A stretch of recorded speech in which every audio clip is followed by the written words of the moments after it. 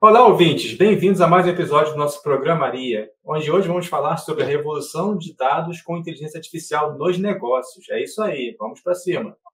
É isso mesmo, Ricardo. A gente está bem animado para mergulhar de fato nesse tema tão relevante que está gerando uma série de oportunidades no mercado, né? Mas é óbvio que a gente precisa apresentar o nosso queridíssimo convidado, mestre dos dados, o Jaime de Paula. Seja muito bem-vindo e muito obrigada pelo convite, pela oportunidade de você estar aqui com a gente, de falar um pouquinho sobre a tua jornada e, claro, a experiência em IA e dados e muito mais. Jaime, o palco é todo seu. Se pudesse apresentar um pouquinho para a gente, vai ser uma honra ouvir você. Opa, eu que agradeço aí, Ricardo e Gladys. É um prazer estar aí com vocês no Programaria. E falando de dois temas que eu adoro, né? Um é dados e outro é inteligência artificial. Boa. Inteligência artificial é papo que já está dando até briga em bar, né? Então, Tá popular, né? Aham. tá popular. Agora, em que pese que para negócios a gente ainda está bem embrionário, né? As coisas estão andando, mas não nessa velocidade que está se falando, né? Muita gente falando de que conheceu através do chat GPT e às vezes pensa que a inteligência artificial seria limitado a isso, Uhum. né? A gente sabe que ela é muito mais ampla, né? Ela tem desde machine learning até as próprias LLMs, quer dizer, elas vieram realmente para revolucionar o mercado de tecnologia.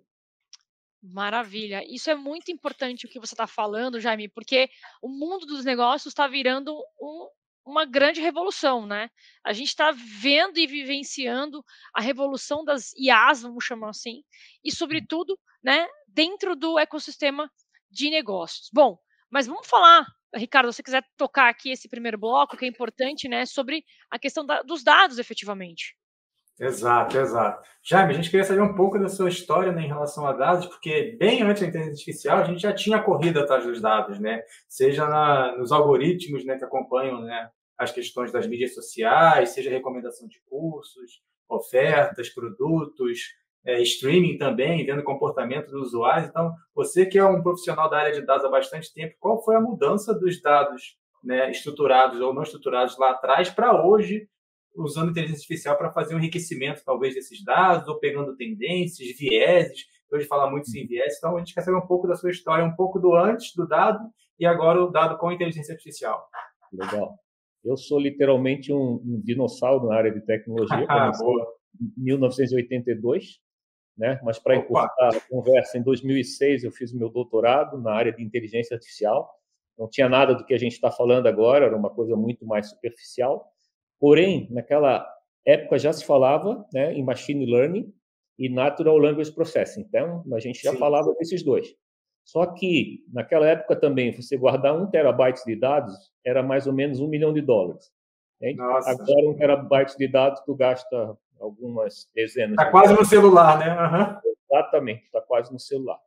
Então, essa evolução, essa revolução, proporcionou muito essa parte de armazenar o dado e trabalhar ele. E eu sempre trabalhei da seguinte forma: para mim, dados é matéria-prima, né? Então, quando você tem Boa. dados, você tem que estar com dados qualificados, tá? Matéria-prima mesmo. Depois, quando você organiza esses dados, você tem a informação. E quando você aplica ferramentas de análise e entendimento, tu gera conhecimento. Então, eu sempre Perfeito. tentei trabalhar nesse mundo de venda de conhecimento. Foi ali Perfeito. que eu abri a Nelway, né? Então, eu abri a Nelway em 2009. A Nelway é uma empresa de Big Data. A gente levou ela até 2021, quando ela foi comprada pela B3, mas foco muito Big Data. E a gente já estava usando Machine Learning na época, porque tinha uma base histórica Fantástico. muito boa de dados estruturados, né? E conseguia fazer modelos preditivos. Então, isso o que eu acho agora extremamente importante, né? Mais do que conhecer o passado, é exatamente tentar predizer o futuro com essas novas tecnologias. E agora, Perfeito. especificamente com a LLM, né? Então, esses dados não estruturados, que antigamente você tinha que estruturar para usar, agora não. Você pega um PDF, você pega um podcast, você pega o que nós estamos filmando aqui e ele vai extrair todas as informações necessárias e consegue interligar o dado estruturado com o não estruturado. Então, acho que isso é uma grande revolução e, como a Gladys falou, para negócios, né? Então, não vai ter, eu arrisco a dizer, não vai ter nenhum negócio no mundo que não passe, que não tenha junto uma inteligência artificial. Né? Esse é um ponto importantíssimo, né? Como a gente falou, a gente está vivendo uma revolução extremamente relevante, né? As grandes organizações já estão se movimentando para entender aonde aplica a inteligência artificial, principalmente e sobretudo, né, as famosas LLMs, as Large Language Models, exatamente. Desculpa, falhou aqui, o beat falhou aqui. Mas, sobretudo, é isso, né, Jaime? A gente está vivendo essa revolução e as companhias ainda não sabem efetivamente o que fazer, como fazer ou o que aplicar. E a gente vê, o que todo mundo fala, né? Hype, hype, hype. Eu já estou começando a perceber que não é um hype efetivamente, mas é uma necessidade eminente das organizações de se aprimorar e de trazer, de fato, novas oportunidades com o uso das ferramentas, seja para machine learning, seja para dados, seja para oportunizar o que for, né? E você falou um pouco, né? E você deve falar um pouco mais sobre a questão da Neoway também, que é um big case, né? Acho que é um grande caso de sucesso, que é a gente tem uma base de dados e vocês vieram enriquecendo esses dados. A minha pergunta para você é, aonde a inteligência artificial hoje, que a gente tem hoje, aplicada a essa base de dados, ou esse enriquecimento de dados, aonde que a gente aplica isso no final do dia e que vantagem uma empresa tem, sobretudo, se aplicar esse modelo? Perfeito. Pergunta excelente. Porque o que eu vejo hoje, muitas empresas correndo atrás da inteligência artificial, porém elas não fizeram um dever de casa antes, que é organizar os seus próprios dados. Fazer um ETL, organizar, classificar, exatamente, estruturar.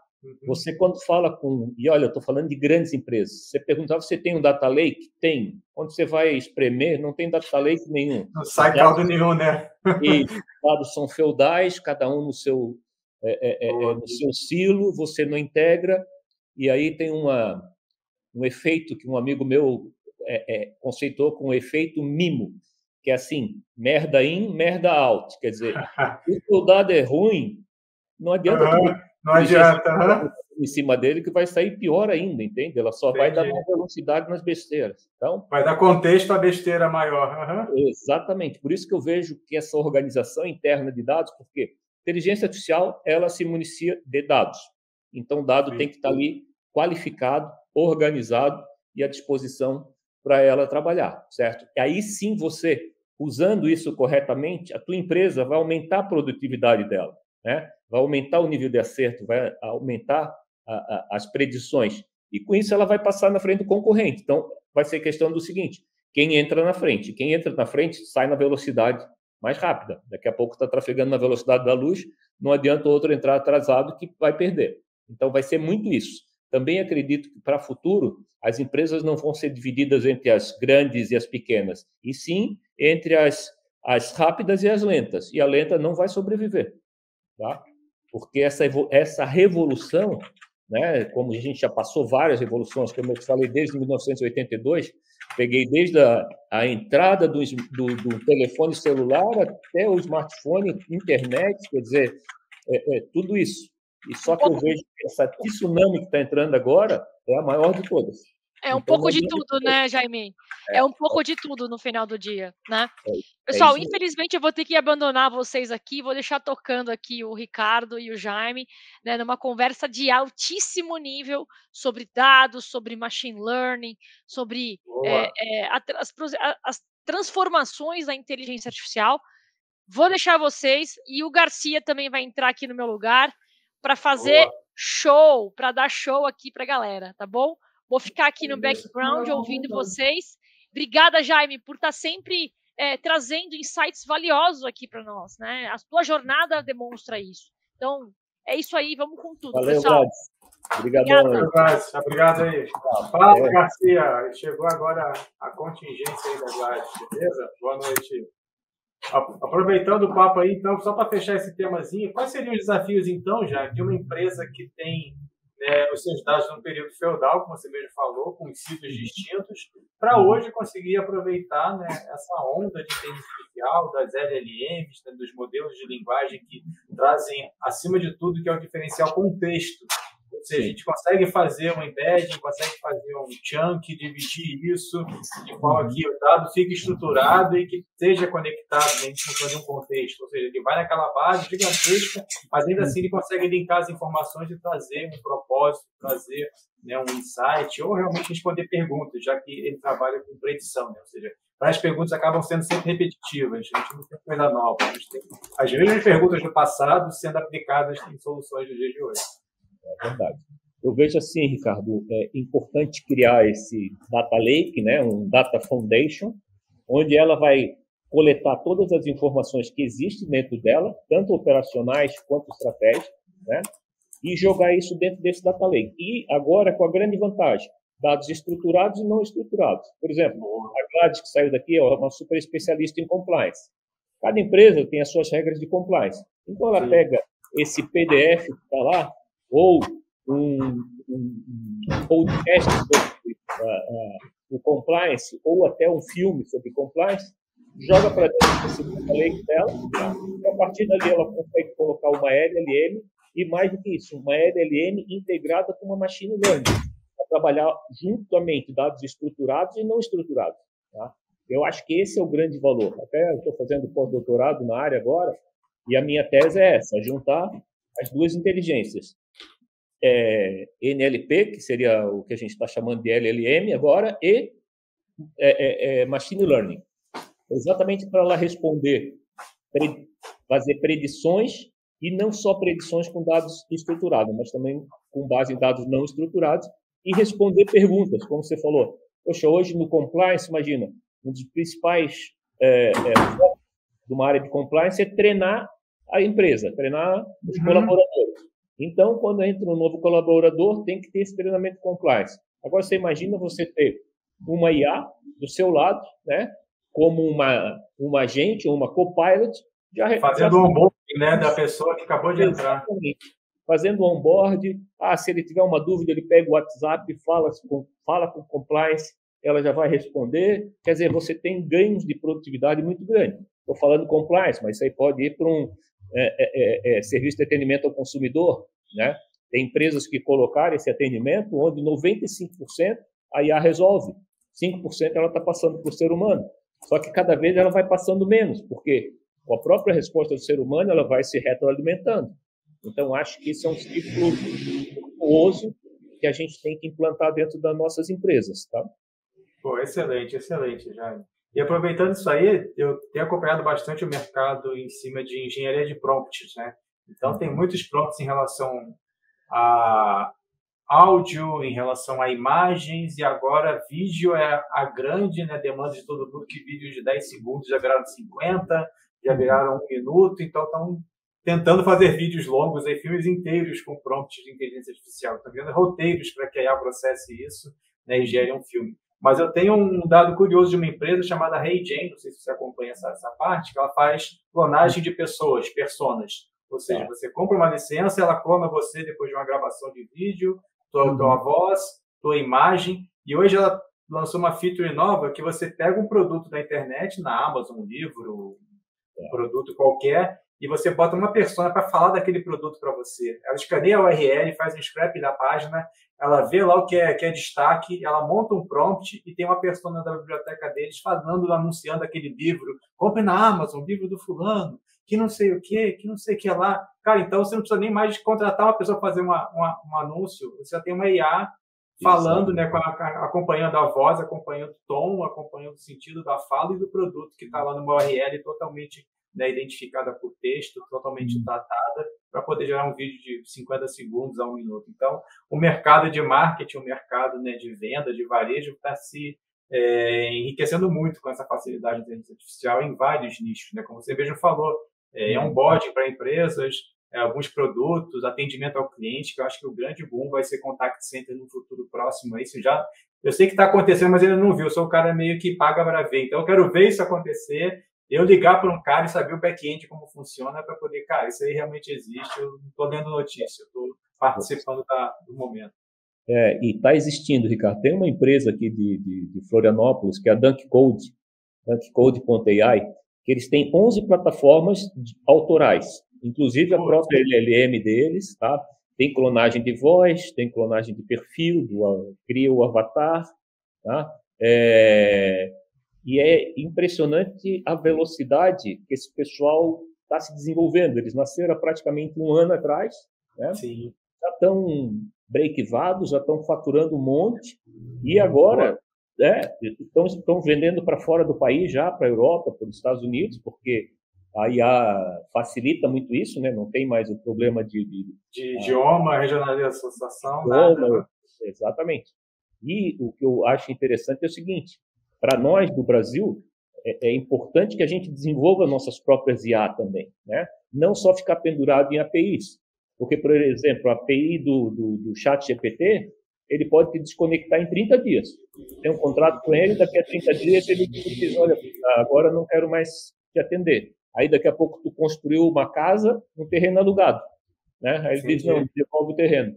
Tá? Então, acho que essas evoluções que nós estamos vendo aí, os Estados Unidos forte, a China forte, o Brasil, que tem muita capacidade de tecnologias também, tem que entrar nessa, né? São Paulo, uma cidade maravilhosa para desenvolvimento. Eu estou aqui em Florianópolis, que também está crescendo, né? Foi considerada a cidade das startups, proporcionalmente. Ela tem mais de 1.000 empresas de tecnologia aqui na ilha. Putz, que legal, cara. Então, isso é muito legal. Eu vejo, assim, importante as universidades estarem comprando esse tema também, sabe? Eu vi um anúncio, eu participei de um fórum presencial, que foi o Superbots desse ano, e tinha uma empresa com base em alguma instituição que lançou uma ideia chamada Maritaca, que é nacional. Exato, acho que é Sabiá, Maritaca, tem algumas avezinhas, né, nacionais que falam isso. E logo na sequência eu também vi uma outra recente, que eu não lembro, que é a Amazônia ou Samambaia, alguma coisa nesse sentido também, nacional. Né, pra... Amazônia. Boa. Aí, tá vendo? Então, cara, a gente está correndo, né, de lado, né, ainda assim meio torto, mas, né, pensando que temos que valorizar o nosso país, nossa nação. É isso mesmo. Eu queria pegar um gancho aí e falar sobre isso, tá? Eu já em outros programas aí da própria TV Humana aqui, eu já comentei isso, até escrevi já um artigo aí da minha experiência pregressa aí lá nos anos 80, quando nós tínhamos um parque de desenvolvimento de tecnologia no Brasil bem avançado para a época, do ponto de vista de hardware, não de software. Porque naquela época lá, o mercado de computação no mundo, o que se interessava era hardware. Software, nós tínhamos aí ainda muito pouca ferramenta, vamos falar assim, tá? E o que acontece é que, lamentavelmente, exatamente no ano de 1990, esse parque foi inteirinho destruído aí por uma canetada aí do presidente, então, em exercício, chamado Fernando Collor de Mello. Ele pegou e simplesmente disse que o Brasil era atrasado, que precisava liberar a importação de tudo e simplesmente destruiu a pesquisa nacional. Então, eu só espero aí que nós tenhamos aí também, para poder desenvolver nossas próprias tecnologias aí de inteligência artificial, algum tipo de apoio real aí dos órgãos governamentais e também que não haja esse tipo de surpresa, que daí, o que acontecia lá nos anos 80? Existia uma lei chamada Lei de Informática que proibia a importação de hardware. Por isso que foi desenvolvido aqui dentro do Brasil uma indústria forte aí, até eu brinco aí que hoje em dia nós temos um escritório ali na Vila Olímpia, em São Paulo, e ali, se a gente pegasse alguém lá dos anos 80, congelasse ele, descongelasse agora, ele ia achar que está em outro planeta. Porque ali era o nosso Vale do Silício nos anos 80, ali só tinham empresas de hardware. Então nós tínhamos lá fabricantes de computador, fabricantes de impressora, fabricantes de placa, empresas lá até com tecnologias bem avançadas do ponto de vista de construção da placa verde, essa placa que tem aqui dentro dos computadores, a placa de circuito impresso.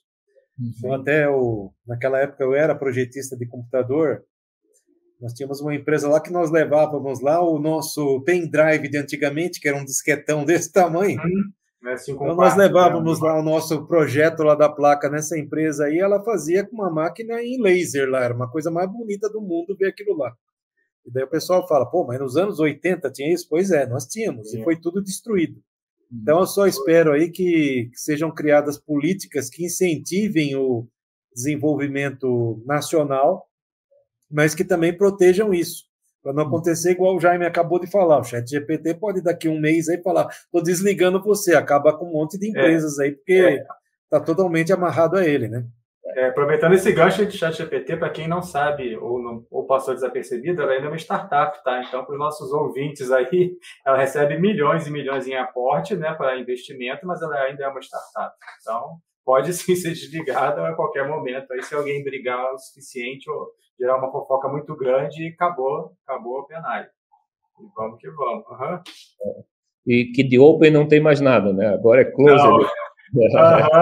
Tá todo mundo consumindo lá os modelos, um mais caro que o outro. Eu estou testando agora o modelo de voz deles, né? Text to Speech. E, cara, é bem carinho, é 6 vezes o valor, né, do token de texto. Mas funciona bem também, não tem do que reclamar. Como eu entrei aí depois, eu não sei se foi perguntado isso para o Jaime, mas então eu vou perguntar. Se já foi falado, aí a gente corta aqui na edição aí. A pergunta é a seguinte, Jaime, o que você vê de futuro aí na inteligência artificial do ponto de vista comercial e também aí educacional, vamos falar assim, tá? Que eu acho que são duas grandes áreas que vão aí explodir. Tem uma terceira área também que nós temos lido bastante aí, que estão falando que está crescendo muito aí o uso disso, e eu acho que é infinito o número de aplicações possíveis, que é a área de saúde. Mas como que é a tua visão aí? O que você acha que vai despontar mais rápido aí no mercado? O que eu vejo, Francisco, é uma evolução, só que uma evolução exponencial daquilo que a gente tinha com Big Data, tá? Que até, por exemplo, 2009 era novidade. Agora, Big Data está cheio aí. Tá? E hoje uma das ferramentas de Big Data era para sales e marketing, para ajudar a vender. Né? Então, mas você achava os leads, mandava para um SDR, qualificava o lead, vendedor, etc. Então, eu acho que agora pode ter uma plataforma de inteligência artificial que faça isso. Hein? Ela não só vai gerar o lead, vai qualificar o lead, mas vai colocar numa inteligência artificial para fazer o papel inicial do SDR, esquentar esse lead e depois passar para alguém finalizar. Isso no começo. Depois ela mesma finaliza, dependendo do tipo de produto. Né? Um produto muito consultivo, você vai ter que ter um vendedor consultivo ainda, mas se for um produto mais binário, assim, de mais fácil aplicação, ela mesma vai fazer isso. Acho que essa é uma transformação muito grande que o mercado vai sofrer, vai sentir. Isso comercialmente muda muito. A empresa que usar esse tipo de plataforma, isso eu não estou falando uma plataforma, mas 3 plataformas conectadas, né? Uma que tem o Big Data, outra que tenha o Machine Learning, outra que tenha a LLM, usando para a parte de sales e marketing. Isso eu acho um ponto super importante. Outra que você falou da área de saúde, o que é que eu vejo? Hoje, a integração dos dados da área de saúde pública e privada, né? A gente fala de uma ANS e do DataSUS, você consegue pegar esses dados, são dados secundários.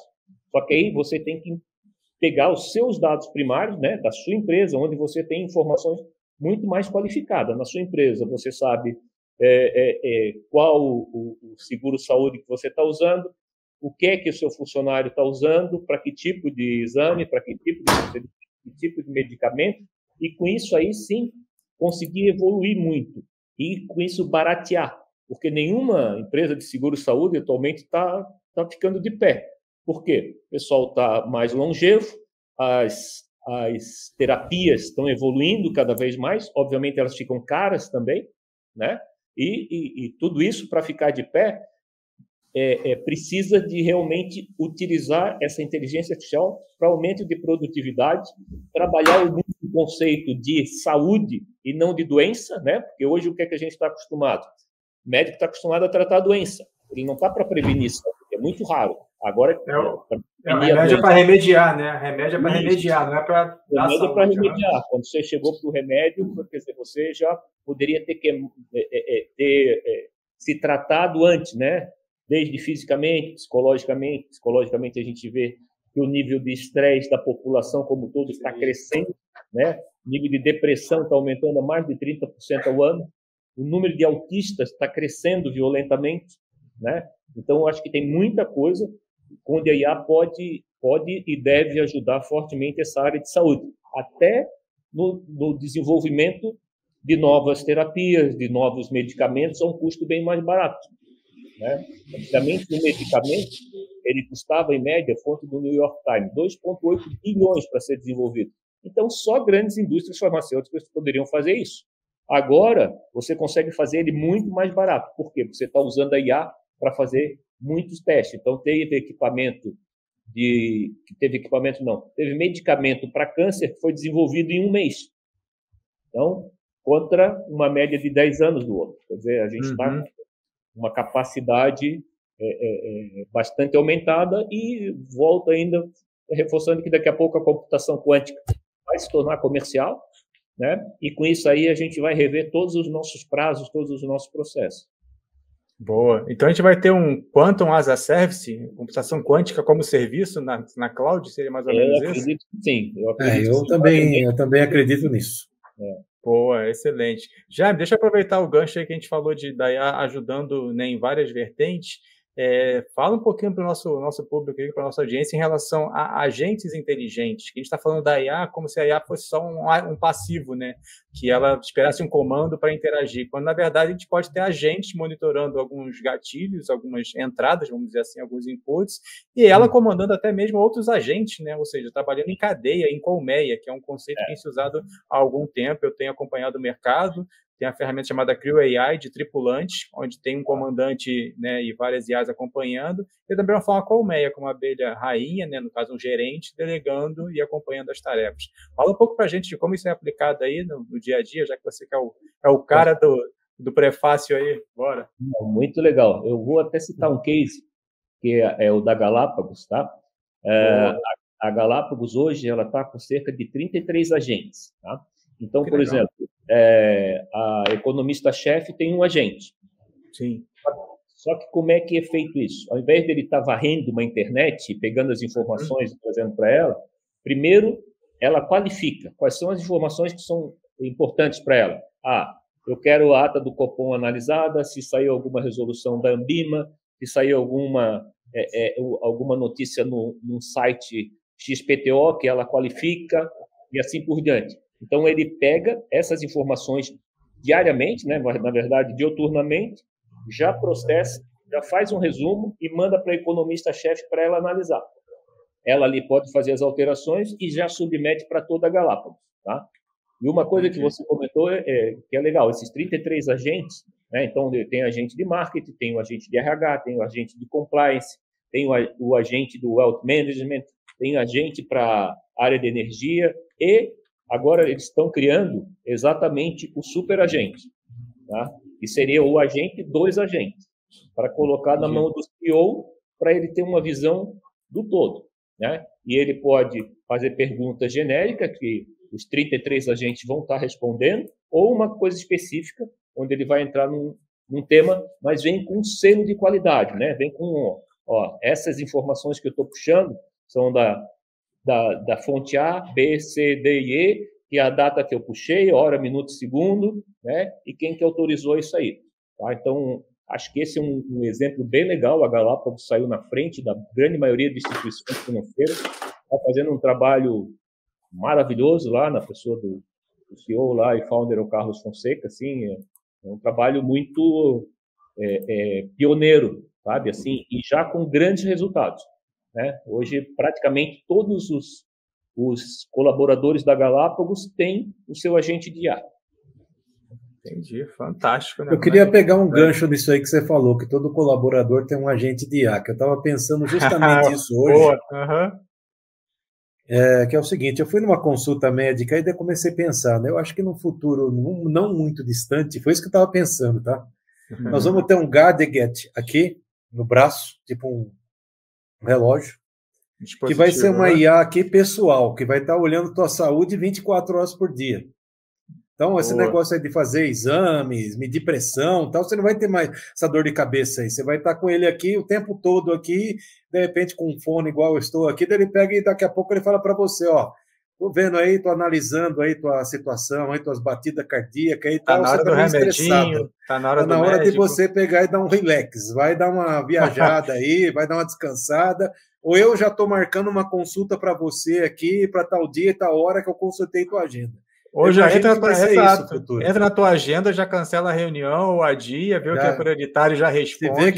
Se vê que você está quase tendo um infarto, por exemplo, já pega e já liga para emergência. Vai ser desse tipo aí. Cada um vai ter uma IA para ele aqui no futuro bem próximo.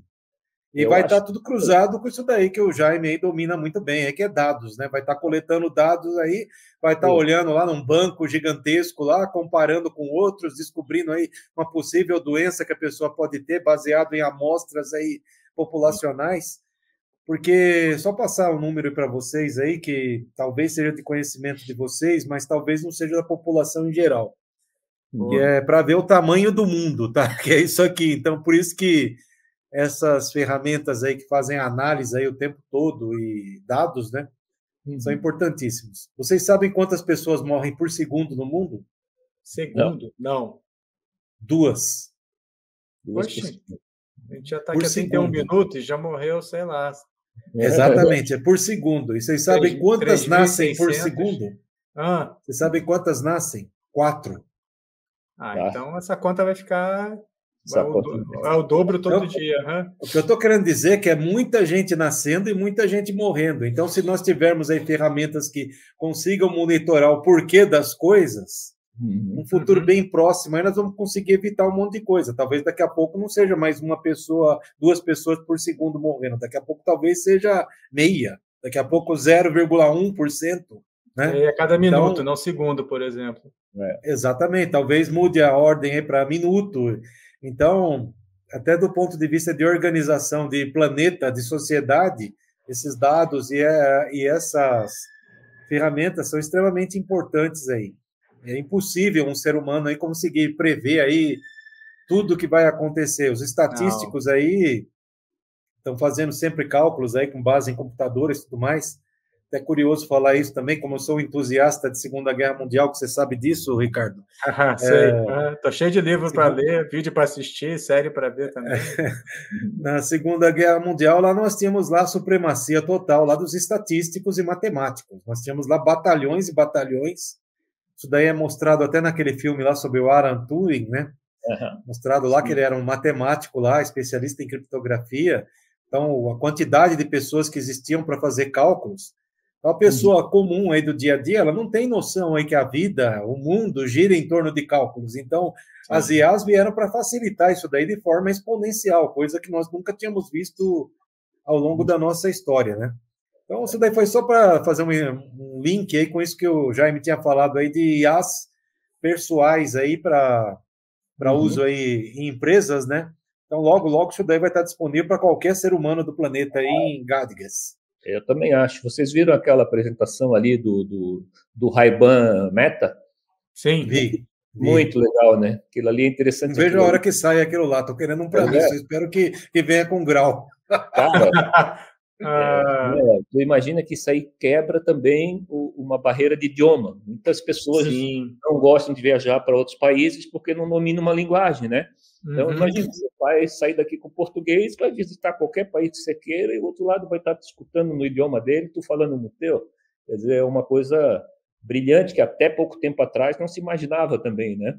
Então, acho que são muitas evoluções pessoais, esses gadgets que a gente está falando, né? Pô, esses smartwatch, tudo isso está numa evolução muito grande, e integrar tudo isso, né? Porque cada IoT desse, ele está gerando dados. Sim. Aí, esses são dados qualificados, joga para uma IA analisar. E aí, aquilo que tu falou, Francisco, daqui a pouco ele diz, não, Francisco, eu cancelei tua reunião, vai para o cardiologista. Você esqueceu, mas eu lembrei, né, Francisco? Aí vai te lembrar. É um grande pop-up aí para monitorar a gente. Porque a gente vê muito uso da inteligência artificial para o mercado, né, para o marketing, né, para campanhas, para geração de lead, para conversão. A ideia de botar aí na saúde, realmente, aí sim é um ganho, né, pessoal para te monitorar, para acompanhar o seu dia a dia. Mas aí deixa eu puxar um pouquinho a sardinha para o lado da Gladys, que, né, precisou sair. E como é que fica o compliance disso tudo, Jaime? Como é que fica a IA ética, a IA responsável, a governança dos dados? Como é que a gente monitora, não em tempo real, que não é possível, uma IA gerando dados, se retroalimentando, né, tendo uma autonomia de curadoria, de acurácia com base nas suas respostas? O que você vê disso? O que você pode trazer para a gente sobre isso? Cara, eu vejo o seguinte: tecnologia por tecnologia, ela não tem lado, né? Ela não é do bem nem do mal. Ela é o que você vai dar uso dela, né? Mesma coisa com o avião, né? Pô, que nos desloca rapidamente de um país para o outro e pode ser usado ou é usado para guerras onde é uma arma extremamente letal, né? Sim. Eu vejo que a IA vai ser a mesma coisa. Eu posso usá-la para o bem, posso usá-la para o mal. Então, hoje eu vejo assim como a parte de cibersegurança extremamente, cada vez mais importante para as empresas. Porque esquece assaltar banco, né? O cara não precisa mais assaltar banco. Ele vai lá e criptografa os dados de uma empresa e pede resgate. Ele vai lá e assalta, faz uma facada. Engenharia social. Engenharia, exatamente. Tá? Então, eu fiquei sabendo aí de... Quando, mais ou menos? Uma foi um ano atrás. Já clonaram a voz de alguém, já pediram ligação, mano. Tá e ruim, outra, mais ou menos, 2 anos atrás. Aí 2 empresas, que eu não posso falar o nome aqui, senão vou me comprometer, mas eu fiquei sabendo aí, através do mundo aí de TI aí, que uma delas aí, eles tiveram que pagar 70 milhões. E foi aqui no Brasil. Nossa, não conseguiram desbloquear. Mas não dá jeito, sequestrados os dados. Caramba, mano. E é isso, cibersegurança é você estar alguns passos na frente dos hackers, né? Porque não tem uma... Diga, não, agora estou seguro. Tá, tu está seguro nesse momento, mas tem alguém tentando te invadir. Daqui a 5 minutos você tem que estar seguro de novo. Exatamente, daqui a 5 minutos o cara achou uma fragilidade, você tem que tapar aquela fragilidade, você tem que trabalhar com o conceito de camadas, né? E proteger muito o teu core. Para quando furar a primeira camada, ele não leva nada, ele leva uns HTML, mas quando vier furar a 5ª camada, daqui a pouco ele sai com o teu cadastro de clientes ou ele sai com o teu contas a receber, contas a pagar e assim por diante. Bom, são tantas as possibilidades e cada vez mais, né? Porque você está com um mundo cada vez mais conectado, né? Seja por cabos submarinos, seja pelos satélites que estão sendo lançados aí um ou outro. Então, tudo isso aí são pontos suscetíveis, né? Agora você tem uma grande central hidrelétrica totalmente comandada por tecnologia. Então, um cyberataque desse pode fazer um estrago muito grande, né? Então, eu acho que isso aí e mais, aí você tem que trabalhar muito a ética dessa parte do uso da inteligência artificial, né? Só que acho que tem que ser uma regulamentação pró-mercado, né? E não um bloqueio, porque você pode dizer assim, não, mas pode ser usado para o mal, então bloqueia. Não, mas pode ser usado muito para o bem, né? Então, uma faca é muito boa afiada para você fazer o seu churrasco, mas se ela enfiar em alguém, mata também, né, cara? Então, recentemente, aí, não sei se vocês viram aí, que lá no estado da Califórnia, nos Estados Unidos, tentaram regulamentar as IAs lá de uma forma bem restritiva, e foi derrubada a lei, não foi para frente, porque o pessoal falou assim, também não adianta, que vai impedir o progresso aí, o uso aí, o desenvolvimento aí para o bem, né? Não adianta querer restringir o mal de uma forma indiscriminada, né? O mal tu não consegue regular, né? Dizer, não pode fazer isso. O cara vai lá, não pode. Não pode É intrínseco do ser humano, a mesma alma que acaricia, fere e faz, né? Não tem o que fazer. Não tem. Mas aí, Jaime, aproveitando, e Francisco, deixa eu jogar uma bombinha aí para a gente pensar um pouquinho. Cara, e como é que a gente faz para atingir a sociedade com menor poder aquisitivo ou ajudar o pessoal de classe mais baixa? A gente vê, por exemplo, eu trabalho com tecnologia desde 99 e eu tenho amigos que não usaram até hoje o chat GPT, não usaram nenhuma LLM, não enxergam isso, que são passivos de algoritmos, ficam só, né, gerando dados e sendo, né, bombardeados por recomendações, por anúncios.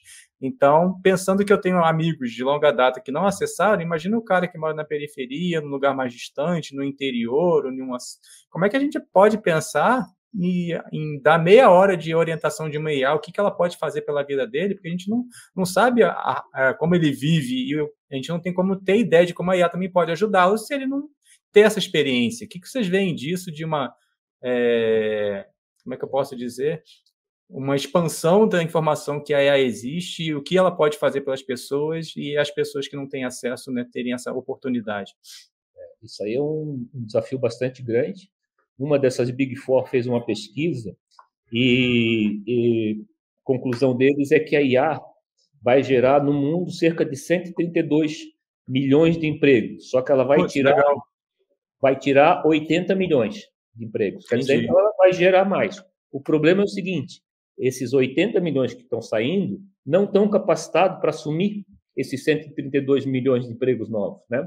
Então, o ponto que a gente está fazendo aqui, eu sou fundador aqui do Instituto Wilson Grow, que é do padre Wilson, e ele cuida de 6.500 crianças carentes na região metropolitana diariamente, assim, café da manhã, almoço, jantar. Parabéns. E o legal é o seguinte, a gente já conseguiu treinar cerca de 1.000 dessas crianças em tecnologia, tá?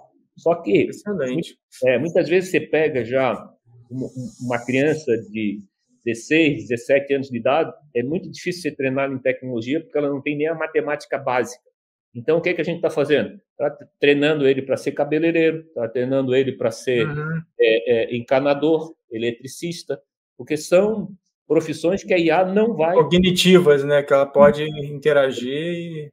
Exatamente. E eu, particularmente, acredito o seguinte, a IA vai evoluir, nós vamos ter a IA 2.0, não sei daqui a quanto tempo, e essa IA vai ser extremamente poderosa, né? Hoje a gente diz, ela não cria, ela não inova, ela não tem sentimentos. Perfeito. Sim. Ela não cria, ela não tem sentimentos. Mas quem falou que ela não pode aprender isso aí também? Né? Pode. Não, pode. Daqui a pouco a gente vai... Bom, o Einstein era preocupado com isso, Steve Hawking preocupado com isso, Steve Jobs preocupado com isso, o Bill Gates é preocupado com isso, o Elon Musk é preocupado com isso, o Yuval Noah Harari é preocupado com isso, e nós não. E nós não. Concordo. Então, eu acho que a gente tem que se preocupar e aí sim usá-la cada vez mais eticamente, né? Tentar bloquear esse uso do mal, assim, eu sei que é difícil, né? Você não vai eliminar a dark web, ela vai estar lá, né? Então, mas conseguir dar esses passos na frente para tentar ficar com segurança e automaticamente você ter uma IA colaborando com o ser humano, né? Nada mais perigoso que um ser humano com uma IA colaborativa, né? Boa. Então, acho que esse que eu vejo que seria o desafio, né? É o desafio. Então, eu vou colocar aqui uma sugestão aqui que até nós podemos aí pensar em desenvolver isso como um produto. Hoje em dia, querendo ou não, todo mundo no Brasil tem isso aqui. O que tem diferença é a capacidade. Uns são mais modernos, outros são menos cheios de recursos, tal, mas praticamente todo mundo no Brasil aí tem um smartphone. Foi abolido aí o uso de telefones celulares normais. O que eu vejo aí como uma forma aí de democratizar, popularizar. Democratizar e popularizar. A gente tem que começar pelas crianças. Sim. Porque criança, igual o Jaime estava falando, que já tem uma iniciativa, o que acontece? Criança, ela pode levar as coisas para um lar aí de pessoas menos abastecidas, até do ponto de vista de formação. Até a partir do momento que elas começam a ver a criança interagindo com alguma coisa, eles pegam e falam, opa, isso daí parece ser interessante, deixa eu ver o que é. Se uma criança faz, né, eu nem quero fazer. A sugestão que eu estou falando é o seguinte, as escolas podiam fazer avatares dos professores, colocar num aplicativo, quando a criança chega em casa, vou estudar agora, daí começa a aparecer lá o professor dela aqui. Continua com o professor dela.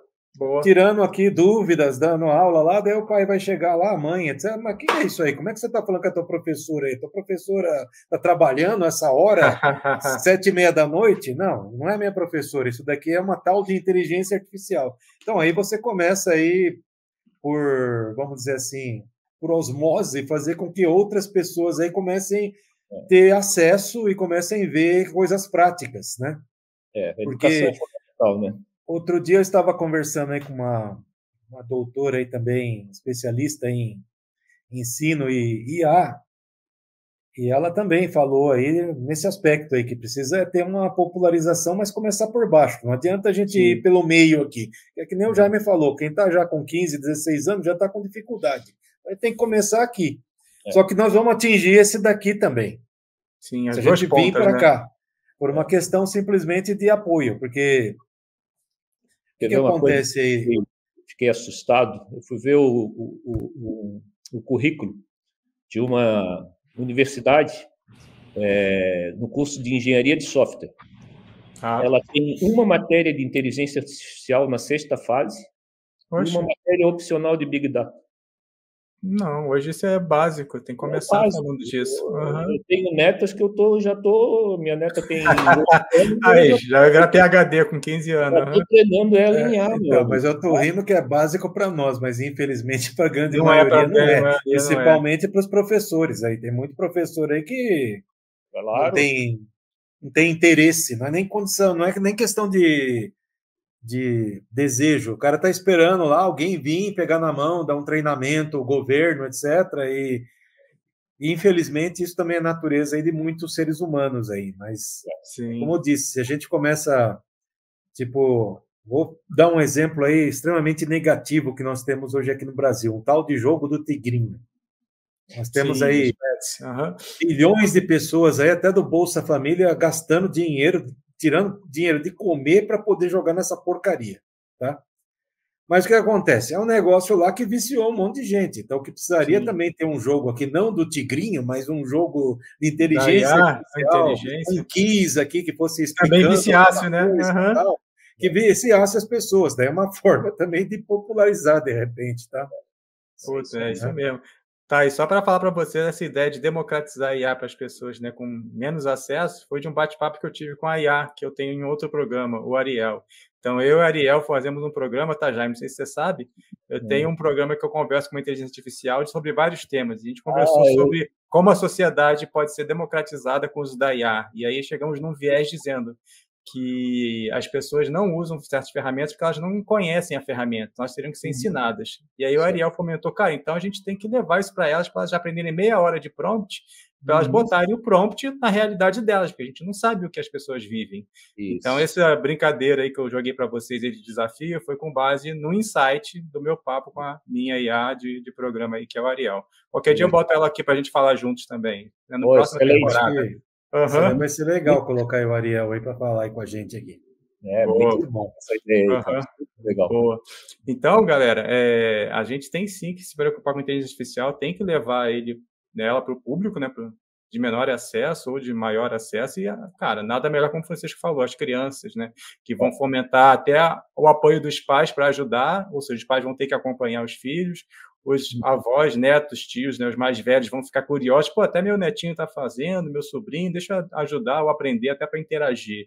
Então, realmente, é uma escala que a gente dá um passo para trás, mas é um grande salto para o futuro. É um grande salto. Então, vou até pegar um gancho nisso aí, só para dizer o seguinte, tem um conhecido meu aí que ele tem uma empresa que ele aluga computadores no modelo de assinatura. Então, não é um aluguel clássico, é uma assinatura mesmo.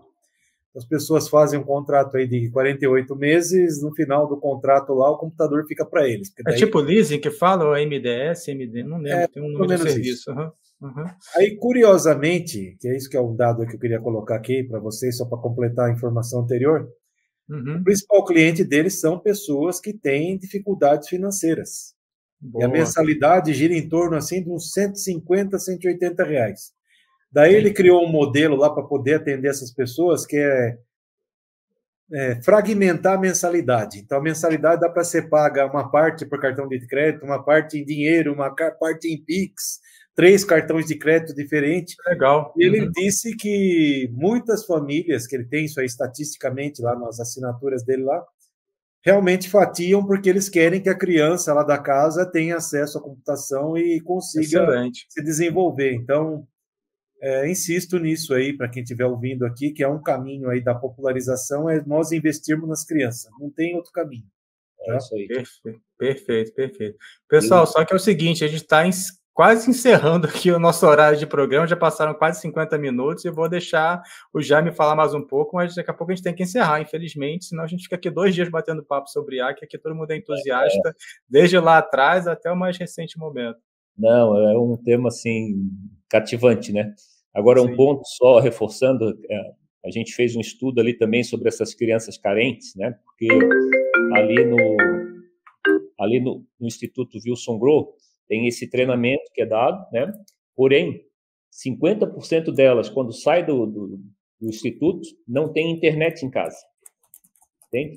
Às vezes até tem computador, mas não tem internet em casa. Então, uma das coisas que a gente tem que democratizar também é isso, né? O acesso à internet, o acesso à IA, porque senão, cara, hoje uma internet, para mim, é infraestrutura básica, né? Então, você não monta nada sem essa infraestrutura básica. A mesma coisa que você não monta nada sem energia, sem água, e assim por diante, né? Exatamente. E isso a gente tem que conseguir levar para toda a população, porque, como o Francisco colocou, a gente tem que começar a treinar nossas crianças. Isso. Porque inteligência artificial não é só o fato dela responder, é o fato de você saber perguntar. Então, né? O dinheiro de prompts estão sendo importantes, porque sabem fazer perguntas, né? E nós tivemos uma época que as nossas crianças, entre aspas, mandavam mensagem para a gente que a gente não conseguia nem ler, nem entender, porque era toda truncada. Então, se você mandar uma mensagem truncada para uma IA, vem uma resposta truncada. Então, você vai ter que despertar cada vez essa necessidade de educação, conhecimento, né? Amadurecimento. Óbvio que isso soma muito para comunidade. Desenvolvimento, aprendizado.